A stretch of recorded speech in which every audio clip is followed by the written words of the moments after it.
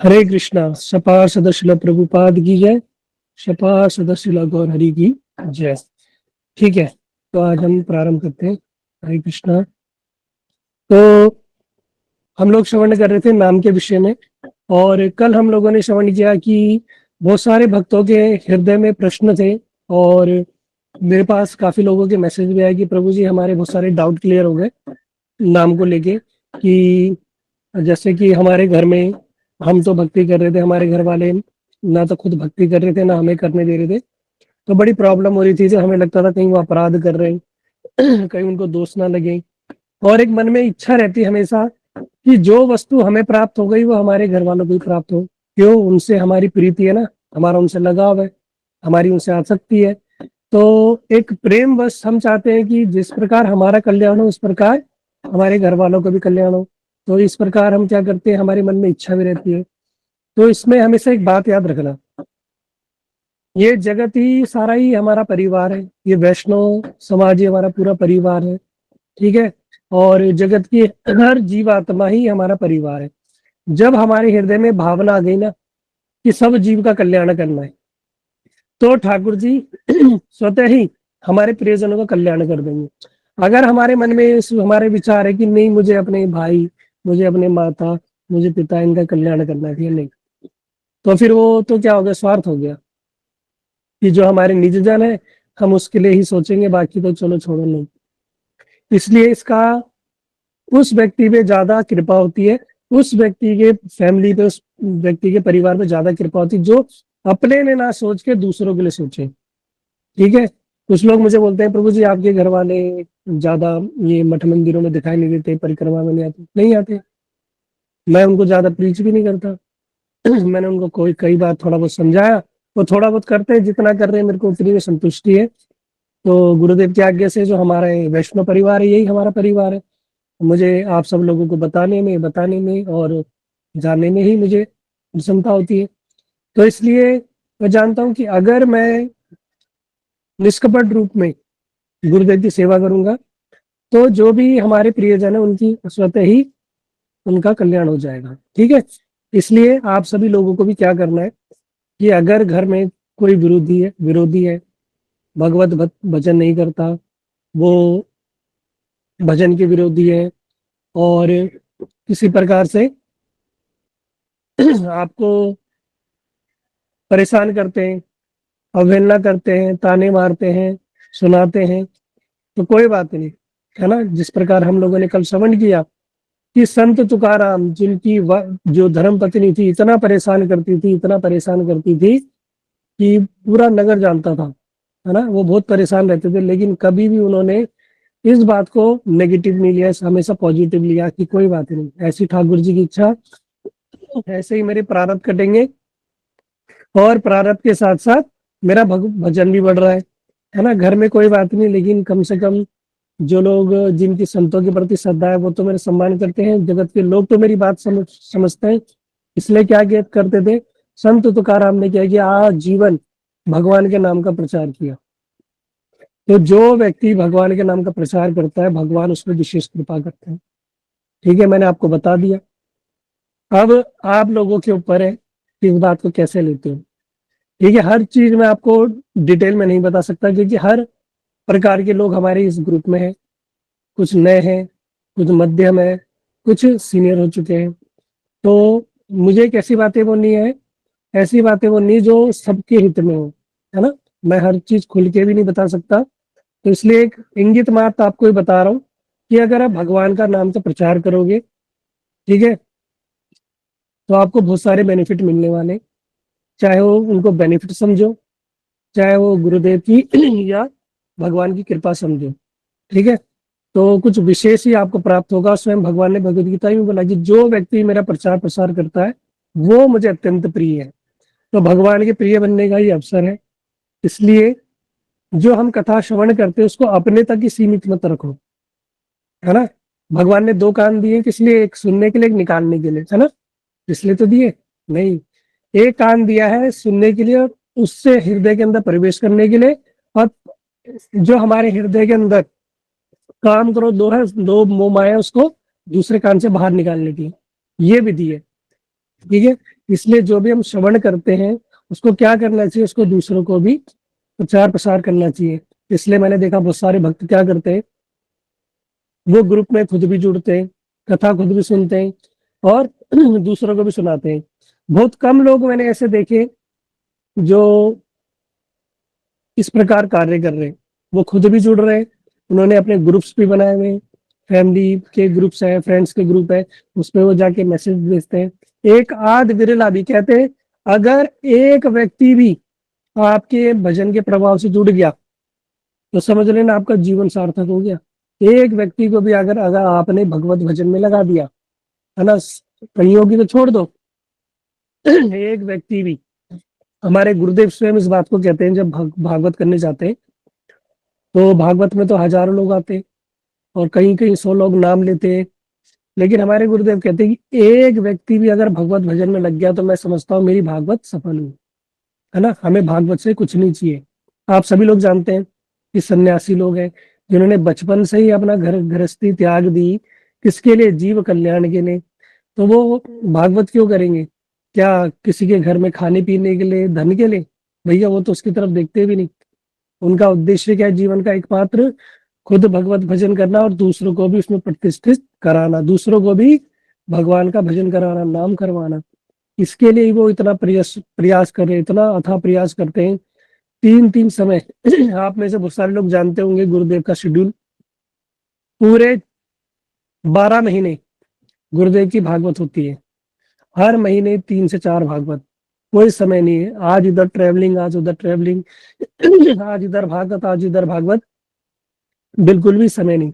क्यों? कि जीव किसी प्रकार से भगवान का नाम करना प्रारंभ कर दे, भगवान का भजन करें।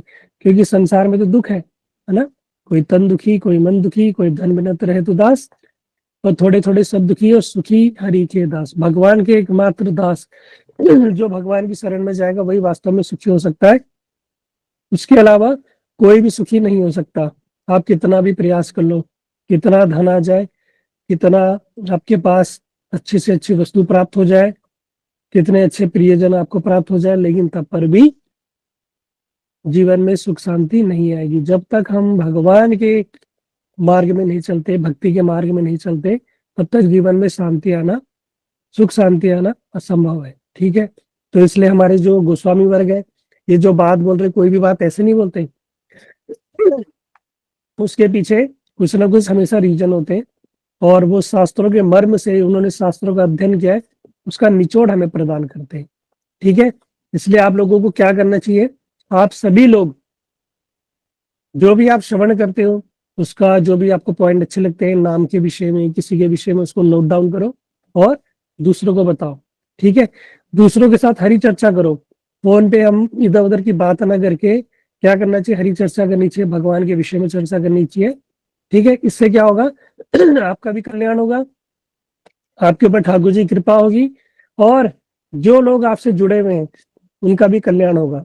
है ना, स्वयं महाप्रभु, उन्होंने जो नारद जी के जो अवतार थे श्रीवास प्रभु, उनको आशीर्वाद दिया था, उनसे इतने प्रसन्न हो गए थे वो एक बार महाप्रभु, कभी हम सुनेंगे पूरी कथा। तो भगवान ने उनको आशीर्वाद दिया कि तुम क्या, तुम्हारे परिवार क्या, तुम्हारे गांव के कुत्ते पे भी मैं कृपा करता हूँ।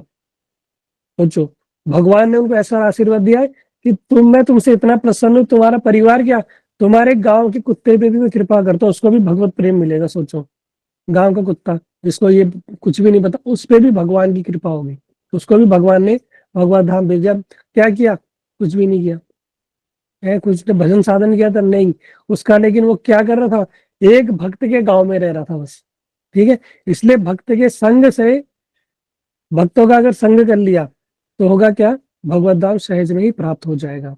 इसलिए हम लोग श्रवण कर रहे थे, आज से 2 दिन पूर्व हम लोगों ने श्रवण किया कि जो हम भगवान का नाम कर रहे हैं, भजन कर रहे हैं, उसके क्या लाभ है। सर्वप्रथम हम लोगों ने सुना था कि किस प्रकार जो भगवान नाम करते हैं, भगवान की भक्ति करते हैं, तो उनको मन की शांति प्राप्त होती है ना। ये मन बड़ा चंचल है, कैसे तेरा भजन करूं, जितना इसे समझाऊं उतना ही मचल जाए, राधे तेरे चरणों की धूल अगर मिल जाए। है तो ये भगवान, ये जो मन है ये बड़ा चंचल है, यही मित्र है और यही शत्रु है। ये मन भक्ति में लग गया तो आपको इसी जीवन में भगवत धाम प्राप्त करा के छोड़ेगा, खट्वांग राजा ने एक मुहूर्त में भगवत प्राप्ति की। ध्रुव महाराज ने बाल अवस्था में 6 महीने में भगवत प्राप्ति कर ली, है ना। और प्रहलाद महाराज जी ने, उन्होंने बाल्यकाल में भगवान की प्राप्ति कर ली। अजामिल ने मृत्यु के कुछ समय में ही उनको इस भगवान के जो दूत थे उनका दर्शन हो गए और उनसे शिक्षा दीक्षा प्राप्त की, उनको भी भगवत प्राप्ति हो गई। तो एक जीवन में भी भगवान की प्राप्ति हो सकती है, लेकिन वो कैसे? वो हमारी जिस प्रकार की उत्कंठा होगी। ये मन अगर लग गया ना, इस मन ने ठान ली, तो ये आपको ऊपर ले जाएगा और ये मन ही आपको नीचे ले जाएगा, है ना। ये मन के सारा खेल मन का है। देखना आप, मेरा मन नहीं कर रहा, आज मन खराब है, आज मन कर रहा है गुलाब जामुन खाने का, आज मन कर रहा है कि गोलगप्पे खाने का, आज मेरा काम करने का मन नहीं है, आज मेरा मन मूड ऑफ है। ये क्या है? मन, सारा देखो मन का खेल है। सुबह सुबह मूड खराब हो गया, मन खराब हो गया, तो दिन भर खराब रहेगा। सुबह सुबह मन प्रसन्न हो गया, किसी का मैसेज आ गया, किसी ने कोई जन्मदिन है, किसी का बढ़िया सुंदर गिफ्ट आ गया, उपहार आ गया, किसी ने तारीफ कर दी, वाह मन प्रसन्न हो गया है। मन खराब हो गया तो खराब हो गया। आप किसी माता ने बढ़िया सुंदर रसोई बनाई, पति ने बोल दिया वाह आज तो क्या बढ़िया बनाया, तो मन प्रसन्न हो गया और फिर बढ़िया से बनाएगी। पति ने बोला यार तुझे खाना बनाने नहीं आज तक है, ये हमेशा ये नमक ज्यादा डाल देती है, ये है वो है, तो क्या मन खराब हो गया, तो यही छोड़ भाड़ में जाए। तो ये क्या है? सारा खेल मन का है। ये मन अगर भक्ति में लग गया, भजन में लग गया, तो ये भगवान के चरणों तक पहुंचा देगा आपको।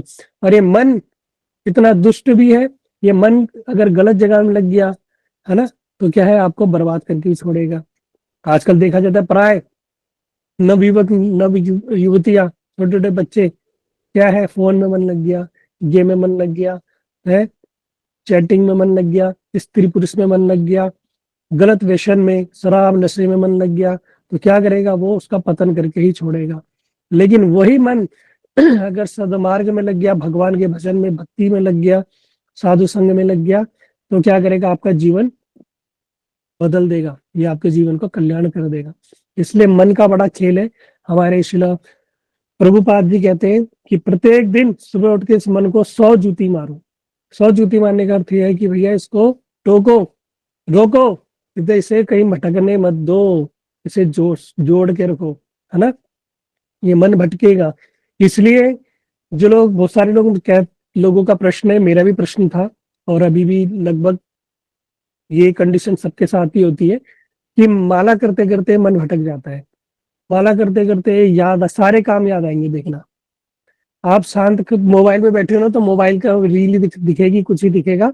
लेकिन जैसे ही आपको माला करने बैठोगे, हरे कृष्णा, उसका कर्जा देना था, वो सामान भी लेना था, रसोई में दूध भी चढ़ाया हुआ था, उसने मुझे उस दिन ऐसा कहा था, एक हफ्ते बाद शादी में जाना है, क्या पहनूंगी, अरे वहां पे जाऊंगी तो दुकान वाले को मैं अपना ड्रेस देख, क्या है? मन। बस आखिरी में याद आता है, ओ अरे माला भी हो गई। ये चिंतन करते करते माला भी हो गई, तो भैया क्या माला हुई है ना। फिर कहते हैं हम माला भी करते, समय दिया, बैठे, लेकिन क्या हुआ? उसका फल हमें प्राप्त नहीं हुआ। क्यों? सारा मन तो हमारा क्या संसार में निवेशित रहा। इसलिए क्या करना है? मन को खींचना है। हमारे गौर किशोरदास बाबा जी महाराज वो बताते थे कि क्या करो, एक स्टिकर लो, स्टिकर यानी महामंत्र जिस पे लिखा हो कि कहीं पे हरे कृष्ण कृष्ण कृष्ण हरे हरे, हरे राम राम राम हरे हरे, वो लिखा हो, उसको देख के बैठो और देख देख के पढ़ो। तो देख देख के पढ़ने से क्या होगा कि जो मन भटक रहा है ना, वो आ जाएगा स्थिर। जैसे ही मन इधर उधर जाए, उसको ले आओ। कोशिश ये करनी चाहिए कि जब भी हम नाम जप कर रहे हैं, हमारे सामने किसी प्रकार की कोई इक्विपमेंट ना हो, कोई हमें डिस्ट्रैक्ट करने वाली कोई वस्तु ना हो, फोन साइलेंट पे हो, है ना। ये फोन बड़ा दुश्मन है ना। मैं भी भुगत भोगी हूँ। तो ये क्या करता है फोन, जरा सा बच गया, जरा सा कुछ हो गया, तो माला करते करते सीधा फिर वहीं, फिर फोन एक बार हाथ में आ गया, तो भगवान ने ये उंगली दी है ना। ये उंगली क्या है? माला से तो बाहर रहती है, बस ये चलेगा। फिर सारा का सारे माला कब हो गई, क्या हुई क्या नहीं हुई। तो इसलिए भैया क्या करना चाहिए? कोशिश करनी चाहिए कि हम जहाँ पर भी नाम जप कर रहे हैं, वहां पर कोई वस्तु हमें डिस्ट्रैक्ट ना करें, मतलब कोई हमें बाधित ना करे, हमारा मन ना भटकाए, है ना। सामने सिर्फ क्या हो, भगवान की कोई चित्रपट हो, तुलसी जी हो, गुरुदेव का चित्रपट हो या फिर नाम का स्टिकर हो, तो वही चीज हमें दिखेगी, तो हमारा मन बार बार घूम फिर के वहीं आ जाएगा, है ना, फिर भटकेगा नहीं। ठीक है। और इसलिए ये मन को कंट्रोल करना अति आवश्यक है। तो इस विषय में हमने छोटी सी कथा भी सुनी थी कि एक प्रेत आत्मा था, है ना। उस साधु, वो प्रेत आत्मा क्या, उसने बोला, एक साधु की कृपा से एक किसान को प्रेत आत्मा मिली, जो क्या करती, इसका सारा काम कर देती थी। लेकिन उसने बोला, अगर तुमने मुझे काम नहीं दिया तो मैं तुम्हें खा दूंगी, मैं तुम्हें मार डालूंगी।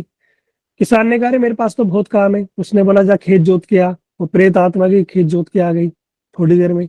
उसने बोला, फसल को काट दे, वो फसल काट के आ गई। उसने कहा, खेतों में पानी डाल दे, वो पानी डाल के आ गई। उसने कहा, अनाज को बेच के आ जाओ, बेच के आ गई। अब उसने कहा, आंगन में झाड़ू लगा दे, झाड़ू लगा दे।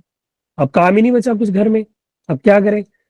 प्रेत आत्मा ने कहा, भैया जब तक अगर तूने मुझे काम नहीं दिया, मैं तुझे खा जाऊंगी। अब क्या करे। उसने बोला, ठीक है, तुम जाओ और मार्केट से ये वस्तु खरीद के लाओ।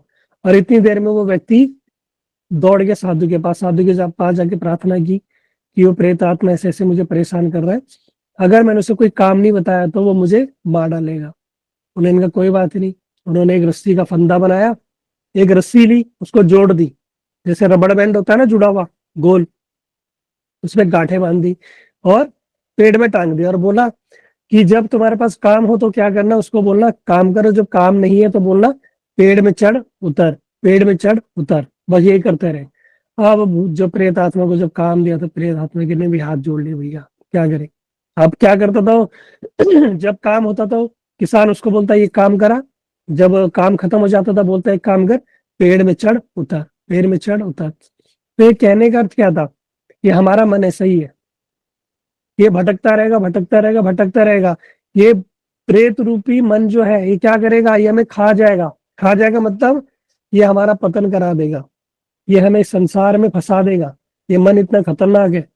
लेकिन इसको क्या करना है, पेड़ में चढ़ उतर, पेड़ में चढ़ उतर मतलब नाम जप कर घुमा, नाम जप कर घुमा, ये माला नाम जप करते, इससे क्या है, मन कंट्रोल में रहेगा। जो प्रेत रूपी मन है ना, ये कंट्रोल में रहेगा। इसको कंट्रोल करने की एक ही विधि है, वह है नाम जप। जो बच्चे पढ़ाई में अच्छे नहीं होते, है ना, जिनका फोकस अच्छा नहीं है, जो अपने काम में कंसंट्रेट नहीं हो पाते, उनके लिए बताया गया है। साइकोलॉजिकल बताते हैं कि आप क्या करो, किसी चीज में बार बार फोकस करो, किसी चीज को करो, तो उससे क्या है, आपका मन केंद्रित होता है। तो जो लोग बच्चे पढ़ने में अच्छे नहीं है, उनको बोलो एक स्थान में बैठ के माला करो, है ना, बोल बोल बोल के देखना, धीरे धीरे धीरे उनका माइंड साफ हो जाएगा। है, परा विद्या है ना, साधारण विद्या नहीं, परा विद्या है। और भगवान स्वयं बोल रहे, ददामी बुद्धि योगम, भगवान ऐसी बुद्धि प्रदान करते हैं, है ना। हमारे जो अनिरुद्ध प्रभु जी, उनका एग्जाम्पल देता हूँ मैं, उनकी मम्मी खुद बता रही थी, ये बड़े बंधु थे, पढ़ने लिखने में कुछ भी नहीं थे हमारे अनिरुद्ध प्रभु जी। लेकिन एक बार वो भागवत कथा में कि उनकी मम्मी, किसी ने बोला कि बच्चों को जब तक दो माला ना कराओ कुछ खाना मत देना। उसकी मम्मी ने ठान लिया, तीनों भाई बहनों को बिठाया, झाड़ू पकड़ के ये माला करो पहले, जबरदस्ती, धीरे धीरे धीरे 2 4 5 दिन 10 दिन, जब कोई चीज क्रिया करते रहो तो 21 दिन 40 दिन बाद उसकी आदत पड़ जाती है, हैबिट हो जाती है, फिर वो नॉर्मल हो जाता है। बच्चों के साथ तो इजीली हो जाता है। उनको कराया जबरदस्ती डंडे पे, फिर कराया कराया कराया करते करते अब उनकी आदत बन गई, सुबह उठना है कि भैया मम्मी लंच देगी नहीं, बढ़िया मैगी बन रही है, बढ़िया पराठे बन रहे, ये बन रहा है, वो बन रहा है, तो क्या करो, फटाफट हरे कृष्ण कृष्ण हरे हरे, हरे राम राम राम हरे हरे करना प्रारंभ कर दिया। करते करते करते करत करत अभ्यास के जड़मति होत सुजान, राशि अवध जाते सिल पर परत निशान। ये करते करते करते ये ऐसा हो जाता है कि भैया सिल होता है पत्थर पे, है ना, कुएं की जो मेड़ होती है, एक साधारण रस्सी कुएं की मेड़ पे भी, इस पत्थर के ऊपर भी निशान बना देती है, गड्ढा बना देती है। एक स्थान पे अगर आप लोग देखना, जहाँ पर वाटरफॉल होता है उसके जो बगल में पत्थर होते हैं ना, उन पत्थरों में गड्ढे हो जाते हैं। कहाँ से गड्ढे हो गए, कोई आया था कि छेनी हथौड़ा लेके या ड्रिल करने, नहीं, पानी की बूंदों से वो गड्ढे हो जाते हैं। सोचो पानी की बूंद कितनी प्रभावशाली, कितनी पावरफुल है कि, लेकिन कैसे, एक ही बूंद बार बार एक स्थान पे गिरती है, गिरती है, गिरती है, गिरने से पत्थर में भी गड्ढा हो जाता है ना। तो इसलिए हमारे चित्त रूपी जो जड़ चित्त में जब ये भगवान नाम रूपी जब बार बार चलेगा नहीं, चलेगी जो रस्सी चलेगी चलेगी, तो उसमें भी निशान बन जाएंगे, है ना, उस पर भी छाप छूट जाएगी भगवान के नाम की। फिर वो बता रहे थे, उनकी मम्मी बता रही थी कि करते करते करते ये सब, स्कूल में तो टीचर हैरान हो गए, ये इतना इंटेलिजेंट कैसे हो गया, तब उसे याद होने लगा, सब सुनाने लगा, और धीरे धीरे धीरे इसको उनको स्कॉलरशिप मिली, और आज वो बहुत बढ़िया जैसे इंजीनियर है, आराम से 2-3 लाख रुपए महीना कमा रहे बैठ के, अपना भजन भी कर रहे, परिवार भी चला रहे। किस किससे क्या कैसे संभव हुआ है? सिर्फ भगवान नाम से है। इसलिए ये नाम क्या है? ये मन पे कंट्रोल करने की सबसे सरल विधि है ना। स्वयं साइंस भी इस चीज को कहता है कि जब आप डिप्रेशन में हो, टेंशन में हो, मन खराब हो, अगर आप किसी ऐसी जगह चले जाए, मंदिर इत्यादि में, तो देखना वहां जाके मन शांत हो जाता है। क्यों मंदिर में जाके मन शांत होता है? वहां क्या है? वहां भगवान का नाम होता है ना। वहां भगवान के भक्त होते हैं, वहां कीर्तन करते हैं, तो पॉजिटिव ऑरा होती है, जिसे पॉजिटिव एनर्जी कहते हैं। वो वहां जाते हैं, हमारा मन शांत हो जाता है। मंदिर में जाके कभी हमारे मन में गलत भावना नहीं आती, कभी गलत भाव नहीं आती, है ना, मन शांत हो जाता है। ठाकुर जी को देख के हमारे कभी कभी अश्रुपात होने लगता है ना, मन को बड़ी शांति मिलती है, बड़ा अच्छा लगता है, बड़ा आनंद आता है ना। जब हम जाओ मंदिर में कोशिश करनी चाहिए ग्रुप में मत जाओ, भीड़ भाड़ देखे मित्रों के परिवार के साथ ना जाओ, कैसे अकेले जाओ, है ना, आप और ठाकुर जी बस। जहाँ यार दोस्त मित्र हो जाएंगे फिर वो गप्पे ही होंगी, वो देखो ऐसे ऐसे ऐसे, नहीं फिर भैया नहीं। कभी भी मंदिर जाओ, दर्शन करने के लिए जाओ तो अकेले जाओ, है ना। अगर कहीं धाम में जा रहे हो तो साथ में जा रहे हो, लेकिन मंदिर में कथा में हमेशा अलग हो जाओ। ना कथा में साथ बैठो अपने जानने वाले के, ना मंदिर में, तो आपके अंदर भाव आएगा। नहीं तो फिर वही अड़ोस पड़ोस चलता रहेगा, इधर उधर की गप्पे चलती रहेगी, तो कोई लाभ होने वाला नहीं है ना। जाओ ठाकुर जी के पास जाओ, वहां अपनी अटेंडेंस लगा के जाओ, है ना। इसलिए अभी जगत में लोग क्या कहते हैं कि मंदिर में भगवान के दर्शन करने जाओ, नहीं, हम इतने योग्य नहीं है कि हम भगवान के दर्शन करने जा सके। हमें क्या करना चाहिए? भगवान को दर्शन देने जाना चाहिए। वो प्रभु जी आप कैसी बात बोल रहे हो, भगवान को हम दर्शन देंगे, इतने बड़े हो गए। अरे भैया, दर्शन देने का अर्थ ये है जैसे बच्चा स्कूल में जाता है ना, टीचर बोलता है कि हाँ Sanjay present sir, Mohan present sir, Anil present, क्या है वो अटेंडेंस, वो टीचर को बता रहे हम आए हैं, टीचर को बता रहे हम आए, हाजिरी लगाने आए। तो भगवान के दर पे हाजिरी लगाने जाना चाहिए कि मैं आया हूँ, तो हाथ क्यों उठाते हैं? Present, present sir, present Krishna sir, हम आए। तो क्या है, हम भगवान को बता रहे हम आए हैं, है ना। भगवान की दृष्टि अगर हम पे पड़ गई, भगवान सब देखते हैं, हम भगवान को नहीं देख सकते, हमारी जो जड़ नेत्र है, हम क्या देखेंगे भगवान को, लेकिन भगवान सब देखते हैं, है ना।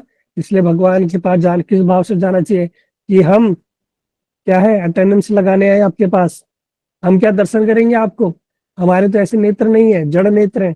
हमें तो दोस्त ही दोस्त दिखाई देंगे, अरे यार इन्होंने तो अच्छी ड्रेस नहीं पहनाई, अरे तो भोग भी नहीं लगाते, अरे मंदिर में साफ सफाई नहीं है, अरे मंदिर में ये देखो क्या कर रहे, अरे मंदिर में पुजारी बात, हमें तो दोस्त ही दिखाई देंगे, है ना। लेकिन भगवान क्या है, इन दोषों से परे है। वो हमारे हृदय देखेंगे, हमारी भावना देखेंगे कि हम किस उद्देश्य से, किस लिए मंदिर में आए हैं, है ना। इसलिए मन की शांति कहाँ मिलेगी? हमेशा मंदिर में ही मिलती है। आप लोगों ने नोटिस किया होगा, जो आध्यात्मिक स्थान होगा, जहाँ पे साधु संतों का आगमन होगा, जहाँ जिस स्थान पे उन्होंने भजन किया है, उस नाम के प्रभाव से उस स्थान में शांति मिलती है, मन बड़ा शांत हो जाता है ना। जो विचलित मन होता है, इसलिए जो दुखी होता है वो कहाँ जाता है? मंदिर मठ मंदिरों में ही जाते हैं। क्यों जाते हैं?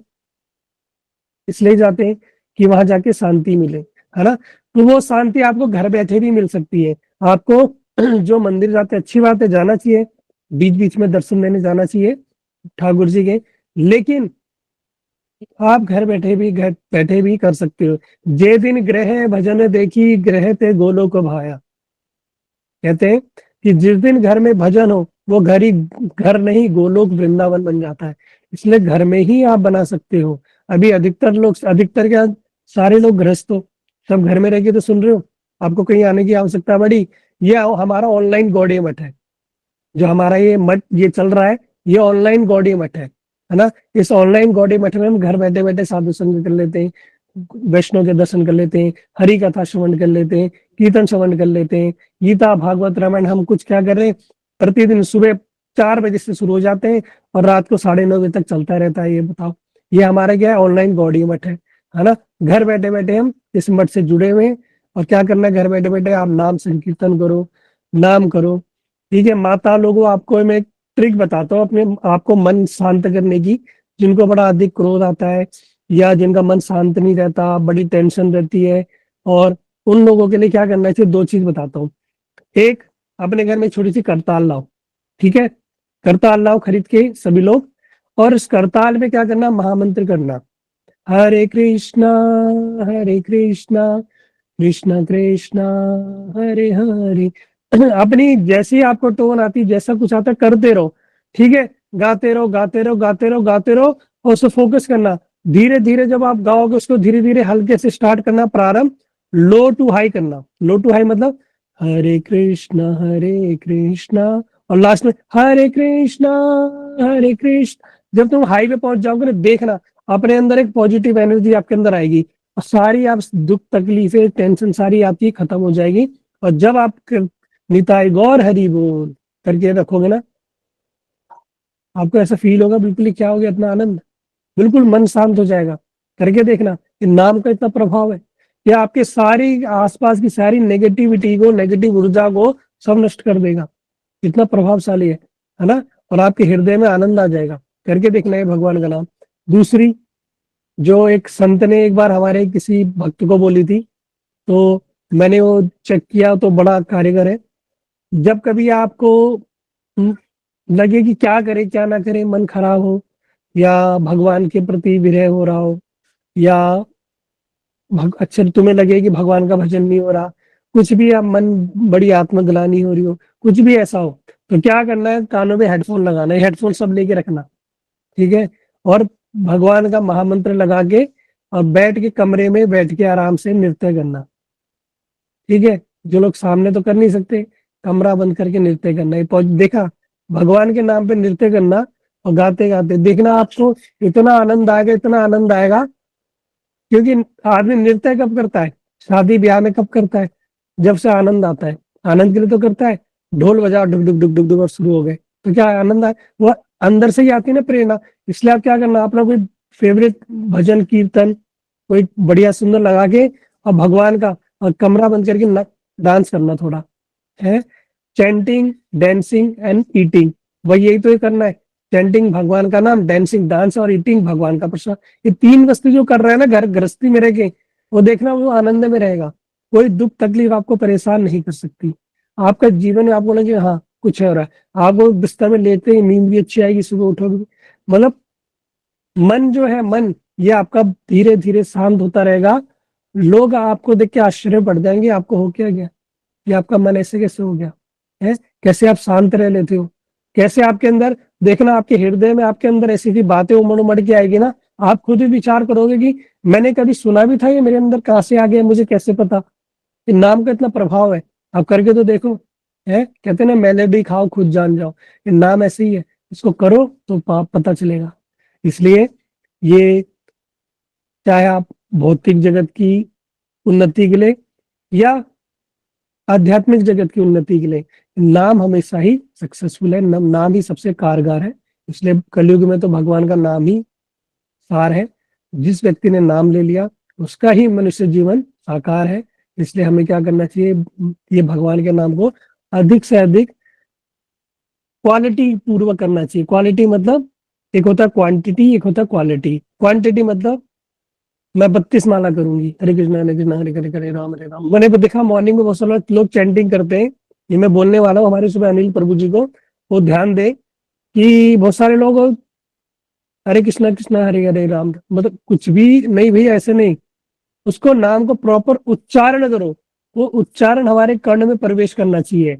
ये कर्ण हमारे क्या कुंड है, और जिव्या हमारी चमची है, और जो ये मंत्र है ये क्या आहुतियां है। ये इसलिए कुंड में हमारे मंत्र भी आहुति जानी चाहिए। इसलिए क्या करना चाहिए, इसको बड़े धैर्य पूर्वक और एक एक मंत्र का उच्चारण करके, हरे कृष्ण कृष्ण कृष्ण हरे हरे, हरे राम राम राम हरे हरे। आप स्वामी महाराज जी को सुना, एक एक शब्द आपको सुनाई देगा। जो आचार्यों को सुनो, हमारे नारायण गोस्वामी महाराज जी गुरुदेव, एक एक शब्द आपको सुनाई देगा, है ना। ये 7 से 8 मिनट का टाइम लगेगा, तो फिर समझना कि आपका हो रहा है। तो 2 4 5 मिनट में निपटा दे रहे हैं ना भैया, ये माला नहीं हो रही, आपको घसीटा कर रहे हो अभी। इसलिए ऐसे नहीं करना। क्वांटिटी के पीछे मत भागो, क्वालिटी के पीछे भागो, है ना। नाम का उच्चारण अच्छे से होना चाहिए। तो आज फिर हम, आज का जो हम रोज का हमारा रूटीन है, एक श्लोक में हम कुछ शास्त्रों से कुछ लेंगे। तो आज हम एक विशेष चीज और देखने वाले हैं। मैं स्क्रीन शेयर कर रहा हूँ। हम्म, हाँ जी, मुझे लगता है स्क्रीन शेयर हो गई है। तो इसमें बता रहे, गोकोटि दानम ग्रहणेषु काशी प्रयाग गंगा युत कल्पवास यज्ञागतम मेरु स्वर्ण दानम गोविंद नाम न कदापि तुल्यम। ये पुराण में श्लोक आता है जिसमें बता रहे, यदि पूर्ण ग्रहण के अवसर पर काशी धाम में 1 करोड़ स्वर्ण मणि सिंह वाले गौओं की दान की जाए, है ना, तो या फिर 10,000 वर्ष तक प्रयाग में कल्पवास किया जाए और यज्ञ करके सुमेरु सोने के पर्वत को दान कर दिया जाए, और इन सब के फल को एक पलड़े में तराजू में रख दिया जाए, और एक तरफ गोविंद नाम को दूसरे पलड़े पर रख दिया जाए, तो भी गोविंद नाम भारी पड़ेगा। अर्थात यदि जीव भगवान नाम लेता है, दान धर्म व्रत इत्यादि की तुलना उस नाम के समक्ष करना भी अपराध है। तो यहाँ पे बता रहे कि कोई ग्रहण के समय में, ग्रहण का जो समय होता है, वो उसमें बड़ा दान पुण्य फल इत्यादि धर्म का बड़ा महिमा बताई गई है, कि उस समय कोई 1 करोड़ स्वर्ण मणि सिंह वाली गैया दान कर दे। अरे भैया, गैया के करोड़ गैया तो को गैया तो छोड़ो, स्वर्ण स्वर्ण तो बहुत दूर की बात है, कोई गाय का सिंह भी दान ना करे, है। स्वर्ण लगा के, तो गैया तो बहुत दूर की बात है, वो भी 1 करोड़। ना लेने वाले ना देने वाले इतने लोग। आप सोचो कलयुग की क्या स्थिति है। तो ये तो संभव ही नहीं हमारे लिए। या कोई 10,000 वर्ष तक प्रयाग में कल्पवास, जैसे प्रयाग लगता है ना, तो 1 वर्ष वही गंगा तट पे बैठ के कल्पवास करना होता है, व्रत करना होता है, बड़ा ये कठिन होता है ये कल्पवास का। इसकी बड़ी महिमा है, लेकिन वो भी हम नहीं कर सकते। कोई सुमेरु, कोई यज्ञ करके सोने के पर्वत जैसे दान दे दे किसी को। अगर सोना तो जैसे स्वर्ण दान बड़ा महादान बताया जाता है, इसलिए आप लोग देखना साउथ के मंदिर में लोग बड़ा स्वर्ण दान करते हैं। इधर हमारी साइड, इस साइड जो हम लोग रहते हैं, इस साइड में कोई स्वर्ण तो बहुत दूर की बात है। 200 400 500 रुपए देने में भी आदमी की हो जाती है कि भैया इतना पैसा कौन दे रहा है ना। तो दान पुण्य तो छोड़ ही दो। ये हमारे जो इस तरफ के लोग हैं ना, ईस्ट साइड के, ये दान पुण्य में तो समझ सब बेकार ही है। तो फिर दूसरी तरफ बता रहे कि इतना सब फल और दूसरी तरफ गोविंद का नाम रख दोगे ना, तो भी कहते हैं कि गोविंद का पलड़ा भारी होगा, ये गोविंद है, ये सारा का सारा इधर सब व्यर्थ। तो भगवान के नाम की इतनी महिमा है कि उसका फल इतना अधिक है। तो ये कैसे मिलेगा, इसलिए बताया गया नाम की 3 स्टेज है। नाम अपराध, नाम आभास, शुद्ध नाम, है ना। तो हमें शुद्ध नाम तक पहुंचना है। अभी हम नाम अपराध वाली स्टेज में। नाम आभास होगा तो हमारे अंदर से अचानक ही नाम निकल पाएगा, अचानक ही नाम निकलता रहेगा स्वाभाविक रूप से। हमने ये सोच के नहीं बैठे कि नाम करेंगे, लेकिन स्वाभाविक रूप से निकल आएगा, जैसे अचानक ही हे गोविंद कोई किसी ने कहा, तो क्या है, भगवान का नाम। लेकिन हमें क्या लगता है, कहने के लिए हे बाप रे, हे माँ, है, या किसी के तो मुंह से गाली निकलती है, ये अचानक जो आवाज निकलेगा वो क्या है, भगवान का नाम निकल रहा है। तो समझना आप कि आप मध्यम स्तर में धीरे धीरे बढ़ रहे हो, नाम आभास की तरफ बढ़ रहे हो। आप सो गए, सपने में भी नाम चल रहा है, सुबह उठे मन में भी नाम चल रहा है, वो नाम आभास की स्थिति है। ठीक है, उसमें बहुत सारी चीजें धीरे धीरे हम आपको बताएंगे, लेकिन अभी हम नाम अपराध में है। तो नाम अपराध 10 प्रकार के हैं। वो कौन कौन से अपराध है, उन 10 अपराधों को जब हम शून्य कर देंगे, तो हम नाम अपराध की स्टेज से ऊपर उठ के नाम आभास में पहुंच जाएंगे। और नाम आभास में भगवान का भी आभास होता है। ठीक है, वो होगा, लेकिन कब होगा, जब हम 10 नाम अपराध नष्ट कर देंगे तो होगा। तो जब ये नाम की महिमा के बाद हम नाम अपराधों को भी श्रवण करेंगे। ठीक है, समय हो गया है। ठीक है, फिर हम आज यही कथा को विश्राम देते हैं। वांछा कल्पतरुभ्यश्च कृपा सिंधु भैवचा पतितानां पावनेभ्यो वैष्णवेभ्यो नमो नमः। हरे कृष्णा, सभी को धर्म प्रणाम।